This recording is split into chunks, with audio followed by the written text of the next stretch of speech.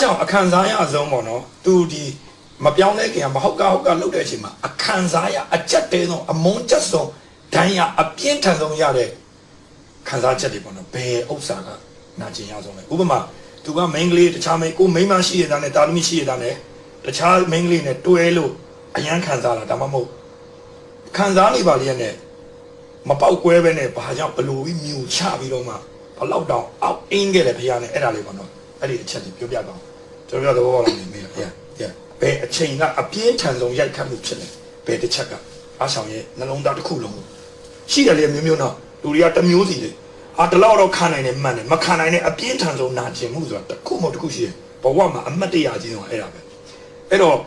ဘရိုဂျေးကဆရာကြီးကတခြားမင်းကလေးနဲ့တွဲလို့အရန်ခံစားခဲ့ရတာဒါမှမဟုတ်ဘယ်အကြောင်းနဲ့ခံစားခဲ့ရလဲနော်ခံစားရတာကတော့အပြင်းထန်ဆုံးရတစ်ခုပေါ့ခံစားရတယ်ပေါ့နော်ဒါပေမဲ့အဲ့မှာပြင်းထန်ဆုံးကတော့အဲ့လိုပေါ့သူကိုကောင်မလေးတွေလာခေါ်တယ်လေအိမ်အောင်မှာမိမရှိရတိတိနဲ့လားပေါ့တယ်ဟိုကောင်မလေးတွေကလည်းအဲ့လိုပဲရီးစားတဲ့မိမနဲ့ကလေးရှိတာတိနဲ့လည်းလာကြတယ်ကြီးလိုက်ရင်တသေးသားသမီးတွေနော်အဲ့လိုပြောလို့ဟိုဟာပြောတာမဟုတ်ပါဘူးအရင်ကအမြင်ပေါ့နော်အဲ့လိုမျိုးပေါ့သူစီလာခေါ်အိမ်အောင်မှာလာခေါ်တယ်စောင့်နေကျမတိတယ်အဲ့ဒါကျမကလည်းသူ့ကိုလက်အောင်ပြင်ပေးလိုက်တယ်တိရပြဿနာငါပြောလိုက်ရင်လည်းသူသွားမှာပဲကိုကတော့ပြောတယ်မသွားပါနဲ့ဟာအလားဆုံးတော့ပြင်ပေးလိုက်တာအဲ့ဒါအရေးကြီးတယ်နော်ဇနီးတွေဘာလဲမီးလောင်ရလေပင့်လာဘာလဲမအဲ့ဒါအရေးကြီးတယ်အကောင်းဆုံးလုပ်ပေးလိုက်တာအဲ့ဒါလေးလူအနေနဲ့တော့မကောင်းပါဘူးကွာခံစားချက်တွေအကောင်းဆုံးကိုလုပ်ပေးလိုက်တာ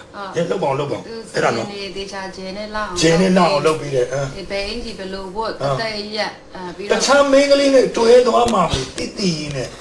ဇနီးတဲ့အရင်ဖျားရှိလူရှိလက်ထပ်ထားတဲ့အမျိုးသမီးတယောက်ရဲ့နှလုံးသားဖျားရဲ့နှုတ်ကပတ်တော်နဲ့တွားတဲ့အမျိုးသမီးရဲ့နှလုံးသားကြီးကိုခံစားကြည့်ကြည့်ဘုရားသားလေးလို့လားဟုတ်ပါအဲ့လိုလေးပေါ့နော်သူလှုပ်ပေးတယ်ပြီးသူ့တော့အစပြောမသွားပါနဲ့သွားပါနဲ့ဆိုသူကတော့လှုပ်ရှိရပါညာပေါ့ဘယ်လိုပြောလဲဘယ်လိုမျက်နှာနဲ့ကြားလဲရန်တော့လည်းမမှတ်မိတော့ဘူးမမှတ်မိတော့ဒါပေမဲ့သူကတော့မမှတ်မိတော့ဟုတ်တယ်ဆရာကျေးဇူးတော်လားမတော်ဘူးလားကျွန်တော်လည်းမေးကုန်ဟာလေလုယာပဲအဲ့လိုပေါ့နော်ဟိုမတ်မိတယ်ဆိုတာလဲချီနောင်ဖို့မဟုတ်ပါဘူးဘုရားဘိုးအဲ့လိုဈာတဲ့ကနေကောင်းမြတ်တယ်ဆိုတဲ့ဟာဒါတတိခံမှုပဲဆိုတော့ဘုရားတော်မှာသာသူအဲ့လိုမျိုးတွားဖို့ဆိုအဲ့လိုမျိုးအဲ့ခမ်းမှာသူဖက်နဲ့လည်းပဲရောင်းနဲ့လိုက်တယ်ဆိုရှာပေးတယ်အင်ဂျီကအပြာနုနုလေးကိုအစတပြစ်ပေါ့နော်စပယ်နေပြီးတော့ထိုင်သူချေအိတ်တွေယူပေးစီအဲ့သူရေမွေးတွေသူလှုပ်ပြီးပေါ့အနားမှာသူ assist လုပ်ပြီးကိုယ်ဝရနာကိုထွက်ကြည့်လိုက်တယ်တိတယ်ဟိုမှာစောင့်အေးအဲ့နဲ့ယူဆိုင်တော့ဘာညာပေါ့မြန်မြန်စောစောပြန်လာတော့ဆိုအဲ့သူကြော်မော်လေးသူထွက်သွားဘယ်လောက်နေတိုင်းပဲနေ့တိုင်းလိုကိုကြံခဲ့တာပေါ့နော်ကလေးတွေနဲ့ဟိုဘိုက်မှာလဲတဘိုက်နဲ့အဲ့လိုမျိုးဆိုကိုအရန်ဝမ်းနေတယ်မလားပြီးရင်ဒီနောက်ထပ်အခန်းသားဆုံးကကျမတို့ကိုနိုင်ကလပ်မှာသွားခေါ်တာလေခေါ်တဲ့အချိန်မှာနိုင်ကလပ်တော့ဆရာလာပြောတယ်ကြာအေးနိုင်ကလပ်မှာသွားခေါ်တော့နိုင်ကလပ်မှာသွားခေါ်တော့သူကဘာမှလဲဆိုတော့သူကအဲ့နိုင်ကလပ်နေရာတစ်ခုပြောတယ်ကျမအဲ့ထဲကိုသွားလိုက်တာအိုးလူတွေကကျမအဲ့မှာတခါမှမသွားဘူးနော်ကြေးဆိုတာရောက်လိုက်ရှာလေးအဲ့နဲ့ပါလေမိဟော်လိုဝနိုက်လူတွေအဲ့လိုတရေဝတ်စုံမိတ်ကပ်တွေနဲ့လိုက်ရှာတော့သူ့ကိုမတွေ့ဘူးအမှန်တော့ तू ကအဲ့မှာရှိတာမဟုတ်ကျမကိုနေရာမားပြီးပြောလိုက်တာအဲ့ကျမကိုဝင်နေကျမလိုက်ရှာရတယ်သူများကိုတစ်ခုလုံးဘလို့စိတ်မပူလားပေါ့အဲ့မှာအရန်ဝမ်းနေပြီးမှတက်ဆီသမားရှေ့မှာဟန်ဆောင်နေတော့ကျမအဲ့ညောင်းတော့မှငိုတော့တာငိုတာအဲ့မှာတက်ဆီသမားလည်းသနာပြီးမှအဲ့ညီမရဲ့မငိုပါနဲ့ဘာညာဆိုပြီးသဘောကောင်းတယ်ကျေးဇူးတော်ကြောင့်လူကောင်းနဲ့တွေ့တာနော်ညတကောင်ကြီးနော်ကိုမဆူတောင်းပြီးပဲသွားရတာအဲ့နဲ့အဲ့လိုမျိုးတက်ဆီနဲ့အိမ်ကိုပြန်ပို့အဲ့လိုပေါ့နော်ဆိုတော့အဲ့လိုမျိုးလေးတွေဖြတ်တန်းအဲ့လိုတအားနာကျင်တော့နောက်ဆုံးတော့တီးသွားပြီးငါဘာမှလုပ်လို့မရတော့ငါဘာမှလုပ်လို့မရတော့လုပ်လို့ရတဲ့လောက်တော့လိုက်လုပ်လိုက်သေးတယ်မရမကနီးပေါင်းမြောက်များစွာနဲ့လိုက်လုပ်ဟုတ်တယ်သူကြိုက်တဲ့ရင်းနေသူအကြိုက်ကုန်းကိုလုံးနိုင်အကုန်လုပ်ပေးတယ်ပေါ့နော်ဒါမဲ့လည်းဟိုဒါ तू ကလည်းဘယ်လိုလဲဆိုတော့ तू မဟုတ်ဘူးလေအဲထဲမှာတော့ယေရှုမရတယ်တော့အဲ့ဒါကနားနေပြီတဲ့မှာဆိုတော့သူ့ကိုတစုံတရာကဆွဲအဲ့လိုမျိုးလုပ်နေရလေနော်ဆိုတော့အဲ့လိုမျိုးတော်တော်နာကျင်ပြီးကျမနောက်ဆုံးညဆိုသူ့ဖုန်းစောင့်ကြည့်ရတာမိုးလင်းပေါက်ပဲဒီမှာကျမဆိုမျက်ကွယ်ဟောက်ပန်းနဲ့အဲ့လိုဒီလိုမချောက်ဘူးရင်ဒီလိုမလား အာရန်ချောတယ် ကိုကယေရှုမင်းသမီးဖြစ်သွားအရန်လှပသွားပြီ သူ နော် ကတော့ဝမ်းမြောက်လာလို့နော်အဲ့လိုမျိုးသူညတိုင်းစောင့်ကြည့်ရတယ်အဲ့ဒီဖုန်းကိုဆိုတော့အဲ့လိုမျိုးအရန်နာကျင်နေစရာအညာရရှိရပါတော့ကိုယ်သိမမှတ်မိတော့ဒါပေမဲ့အဲ့ဒါတော့မမိတာပေါ့နော်ဒါပေမဲ့အဲ့ဒီဂျားထဲမှာကိုကတွားပြီးမှရံမူရင်လည်းသူနဲ့ကိုယ်နဲ့အားမမြောက်လေကြည့်ရမလားအားလည်းမမြောက်သူ့မတွားနေလို့ဆွေးနွေးလို့မရဘူးဟုတ်ပါ အဲ့ ဘူး ဒါ ဒါ ဒီ ပေ လောက် မဲ့ လာပဲ ကိုကလည်းပိန်ပိန်လေးအဲ့တော့အရန်ပိန်တယ် အဲ့တော့ရေခဲရှူနေတော့ ဟုတ်ကြတော့ဩ ရေခဲလက်တယ်လေ အဲ့လိုမျိုးဆိုတော့လေးဆရာကိုကဘာမှကို့အနေနဲ့လုပ်လို့မရအောင်မနိုင်တော့ဘူးဆိုတာသိတဲ့အခါမှာအရန်နာကျင်တယ်ခုနပြောသလိုအသက်ရှူရင်တော့ပူပူကြီးပဲထွက်တော့တယ်အသက်တစ်ခါဝအောင်ရှူဖို့တော့ဘယ်လိုရှူရမှမသိတော့အဲ့ချိန်မှာဘုရားယေရှုကိုခေါ်တာ praise the lord ယေရှု ယေရှု လုံးဝအကြောင်းပေါ့နော်ဒီမှာကြည်နေတဲ့တချို့ခက်ခဲနေတဲ့ကြုံနေတဲ့ညီမတွေအမတွေတွေ့ရင်ကိုလေးပြောပြချင်တယ်ပေါ့နော်လုံးဝအိမ်ထောင်မှာကိုနီးကိုဟန်နဲ့ဖြည့်ရှင်းလို့မရတော့လုံးဝမနိုင်တော့ဆိုရင်ယေရှုကိုခေါ်ပါနော် Jesus Amen ဟိုချက်ချင်းတော့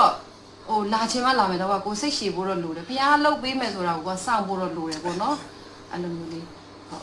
ကောင်းလိုက်တာကျွန်တော်လက်ခုပ်တီးပြီးတော့ဂုံပြုတ်ပေးရနော်ဒါဖရာသမီးတကယ်ဖရာခင်အခုဆင်ဆိုရင်ချီးမန်းစွာဖရာခင်ချီးမြှောက်သုံးပြုနေတယ်နော်လူတွေမမြင်ပါဘူးဒါပေမဲ့နောက်ကိုရနေပြီးတော့မှဆေလွတ်နေတဲ့ prophetic ဖရာစကားတွေကျွန်တော်လည်းအရန်ကောင်းကြီးဖြစ်တယ်လေနော်ဒါလူကြီးတောက်လျှောက်ရက်တည်နိုင်တယ်ဖရာမှုတော်တယ်မှာအခြေရတဲ့မိသားစုများဘဝမှာမနာကျင်ဘူးတဲ့လူတွေမရှိပါဘူးဒါပေမဲ့အဲ့ဒီနာကျင်မှုတွေကိုကျွန်တော်တို့ကအလဟတ်မဖြစ်စေပါနဲ့ဒါရေးကြည့်တယ်နော်နာကျင်ရတာချင်းတူတူကိုနာကျင်မှုကိုအလဟတ်မဖြစ်စေပါ လောင်သာဖြစ်သုံးလို့ရ အဲ့ဒါပြောတာလေနော်နာကျင်ရမှာတဲ့တူတူအလဟတ်မဖြစ်စေနဲ့အဲ့တော့အဲ့ဒီနာကျင်မှုကိုမနေ့ကမှကျွန်တော်တို့ဝိညာဉ်ဖားခဲ့ကြီးဆရာဒေးဗစ်လာပြောတဲ့အရာလေးအရန်ကောင်းတယ်ပြဿနာတစ်ခုခုဖြစ်ပြီဆိုရင်လူတွေကပြဿနာပဲအာယုံစိုက်ပြဿနာအာယုံစိုက်ပြဿနာကိုအာယုံစိုက်လေပြဿနာပူကြီးလေပဲအာယုံစိုက်ရမှာကအဲ့ဒီပြဿနာဘာကြောင့်ဖြစ်လဲဆိုတဲ့မေးခွန်းကိုအရင်အာယုံစိုက်ပြီးအဖြေကိုရအောင်ရှာအဲ့ဒါကအောင်မြင်ခြင်းဖြစ်တယ်လေပြဿနာကပဲတို့ကိုအောင်မြင်ခြင်းကိုပြန်ပြောင်းလဲပေးနိုင်တာလေဒါကြောင့်အရေးကြီးတယ်နော်ဒီနေ့နာကျင်ရတာချင်းတူတူနာကျင်မှုတွေကိုလိုက်ပြီးတော့မပေါက်ကွဲလိုက်ပါနဲ့အဲ့ဒီနာကျင်မှုတွေပင်ရင်အဲ့ဒီနာကျင်မှုတွေကိုတကယ်လွတ်မြောက်ခြင်းပေးနိုင်တဲ့ခန္ဓာကိုစိတ်ကိုဝိညာဉ်ကိုလွတ်မြောက်စေတဲ့ယေရှုခရစ်တော်ဘုရားကိုအကုန်ပေးလိုက်ပါ အာမင် အာမင်သူကအဲ့ဒီနာကျင်မှုတွေအားလုံးကိုအောင်မြင်မှုအနေနဲ့ပြန်ပြီးတော့မှပြောင်းလဲစေတာဖြစ်ပါတယ်အာမင်ပြီးတော့ဒီအခုရိုဂျင်းဆိုရင်ပြောင်းလဲလားမပြောင်းလဲလားဒါကျွန်တော်တို့နဲ့ညီကိုတယ်နော်ဆက်လိုက်ဆိုအရန်ကြိုက်တယ်ကျွန်တော်တို့အဖွဲ့တွေအားလုံးတူတူပါပဲရေခဲတို့ယာမတို့ပြောကြမလို့ဒါပေမဲ့ကျွန်တော်တို့အခုညီကိုတွေတူတူ worship လုပ်တယ်တူတူကိုးကွယ်ကြတယ်တူတူဖြတ်တန်းတယ်ဆက်လိုက်အနက်တော့မခံနိုင်တော့ကျွန်တော်တို့အရက်တွေလုံးဝအနက်မခံနိုင်တော့ဘာကြောင့်လဲသူတို့အမျိုးသမီးတွေတကယ်ဖျားနိုင်ဝန်ခံခြင်းနံပါတ်1ကတော့ဖျားလူပေါ့နော်ဆရာဒေးဗစ်လာရဲ့နှုတ်ကပတ်တော်အားဖြင့်ပြောင်းဆုတောင်းခြင်းအားဖြင့်ဝန်ခံခြင်းနဲ့အကောင်းဆုံးလှုပ်ပေးလိုက်တဲ့အရာအဲ့ဒါအရန်ထိတယ်နော်ကျွန်တော်အရန်ထိသွားတယ်တခြားကောင်မလေးနဲ့သွားဖို့ဒီမှာဘိုက်ကြီးတစ်လုံးနဲ့လဲကြံခဲ့ရတယ်သားသမီးတွေတို့လို့တွဲလောင်းတယ်အဲ့ဒါကိုဘာလို့ဆိုအော်ငါယောက်ျားလေးတွားရင်တခြားကောင်မလေးနဲ့တွဲတဲ့အချိန်မှာနော်ညနေပန်းလာအောင်လို့အကောင်းဆုံးတောင်မှလှုပ်ပေးလိုက်တာအဲ့ဒီနှလုံးသားကိုစဉ်းစားကြည့်ဗျာကြည်စမ်းဒါကြောင့်လေအခုဆိုရင်လေဆရာမမေရီကဆရာကြီးကိုလေတိတ်စကားပြောဒီလိုလေးလှုပ်လိုက်တော့တခုဆိုဟုတ်ကဲ့ပြီးသွားပြီအဲ့ဒါလေသူကသူ့ရဲ့အခွင့်အာဏာမဟုတ်တော့သူ့ထဲမှာရှိတဲ့ဖခင်ရဲ့မေတ္တာရဲ့အခွင့်အာဏာကဘရူဂျီရဲ့နှလုံးသားကိုရိုက်ခတ်လိုက်တဲ့အခါမှာဝန်ခံတတ်တဲ့အတ္တကောင်းကြီးရန်ဖြစ်ပါတယ်လို့အာမင်